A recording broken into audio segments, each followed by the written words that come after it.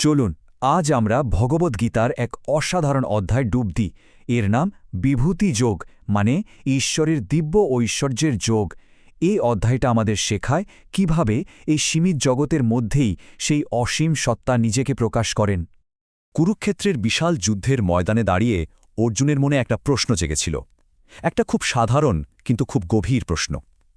তিনি শ্রীকৃষ্ণকে জিজ্ঞেস করছেন, কি করে এই বিশাল অসীম ঈশ্বরকে তার সসীম মন দিয়ে বুঝবেন, কিভাবেই বা প্রতিদিনের জীবনে তাকে অনুভব করবেন। এই প্রশ্নটা আসলে শুধু অর্জুনের নয়, আমাদের সবার। তো এই অধ্যায়ের একেবারে কেন্দ্রে রয়েছে একটি শব্দ, বিভূতি। এই বিভূতি জিনিসটা আসলে কি? খুব সহজ করে বললে, বিভূতি হল ঈশ্বরের মহিমার প্রকাশ। মানে আমাদের চারপাশে যা কিছু অসাধারণ, সুন্দর বা শক্তিশালী, তার মধ্যেই ঈশ্বরের এক একটা ঝলক লুকিয়ে আছে। এই অধ্যায়টা বলা যেতে পারে সেই ঝলকগুলো খুঁজে বের করার একটা গাইড বুক। আমাদের আজকের আলোচনার পথটা অনেকটা এরকম হবে। প্রথমে আমরা অর্জুনের সেই প্রশ্নটা নিয়ে ভাবব, তারপর দেখব শ্রীকৃষ্ণ কিভাবে নিজেকে সবকিছুর উৎস হিসেবে তুলে ধরছেন। এরপর আমরা তার দেওয়া কিছু অসাধারণ উদাহরণ দেখব, যা আমাদের চোখের সামনেই রয়েছে। আর শেষে এই সব কিছুর পেছনের মূল ভাবনাটা বোঝার চেষ্টা করব। ভাবুন তো একবার, আগের অধ্যায়গুলোতে অর্জুন অনেক গভীর জ্ঞান লাভ করেছেন।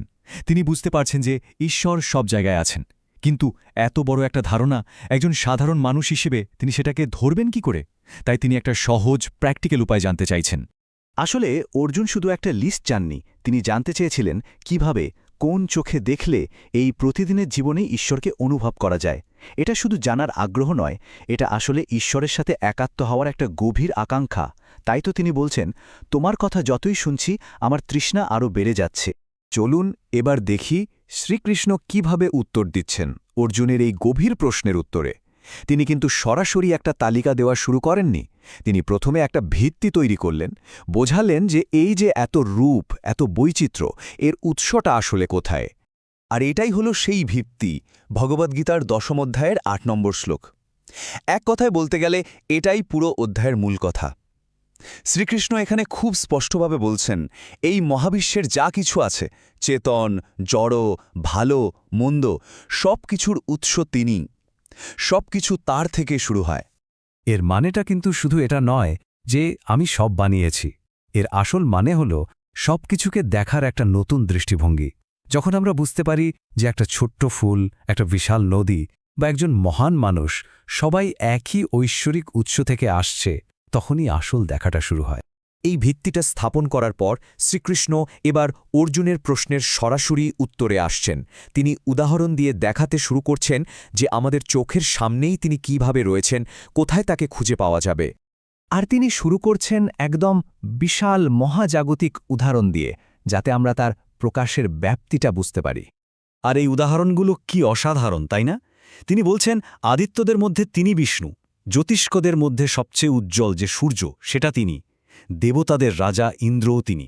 মানে যা কিছু সবচেয়ে তেজস্বী, সবচেয়ে শক্তিশালী, সেখানেই তার প্রকাশ। মহাকাশের বিশালতার পর এবার তিনি নেমে এলেন আমাদের চেনা পৃথিবীতে, প্রকৃতির মধ্যে। আমাদের চারপাশের প্রকৃতির সবচেয়ে ভব্য আর গুরুত্বপূর্ণ অংশগুলোতেও তিনি আছেন। দেখুন, পর্বতের মধ্যে সেরা মানে সুমেরু, সমস্ত জলাশয়ের মধ্যে তিনি মহাসাগর, আর যা কিছু স্থির তার মধ্যে তিনি হিমালয়। এই উদাহরণগুলোর মাধ্যমে তিনি প্রকৃতির বিশালতা, গভীরতা আর স্থিরতার সঙ্গে নিজেকে এক করে দেখাচ্ছেন।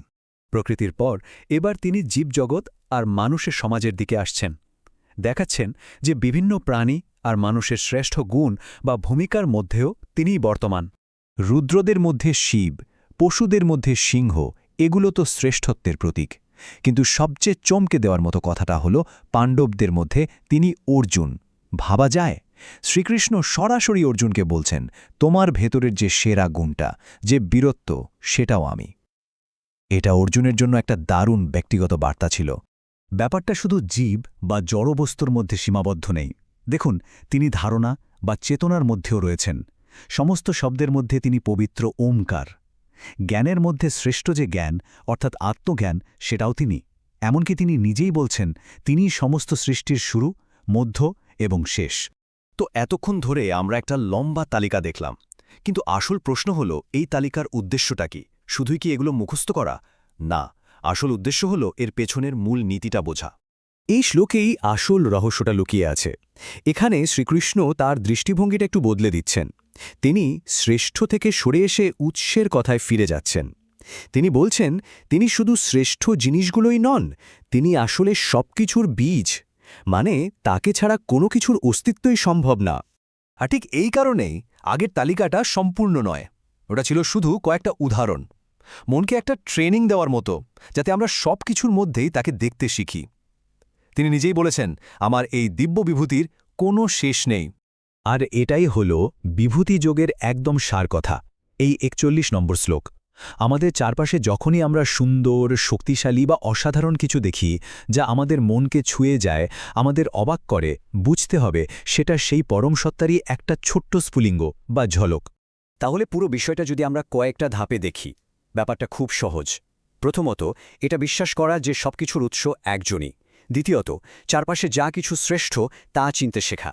আর সবশেষে সেই শ্রেষ্ঠত্বকে আলাদা কিছু না ভেবে ওই একই উৎসে প্রকাশ হিসেবে দেখা। এই আলোচনা শেষে একটা প্রশ্ন থেকে যায়, এই যে হাজার হাজার বছরের পুরনো জ্ঞান, আজকের দিনে দাঁড়িয়ে আমরা এটাকে কিভাবে কাজে লাগাতে পারি? আমাদের চারপাশে প্রতিদিনের জীবনে, কাজে, প্রকৃতিতে বা মানুষের সম্পর্কে সেই ঐশ্বরিক ঝলকটা আমরা কোথায় খুঁজে পেতে পারি? প্রশ্নটা রইল ভাবনার জন্য।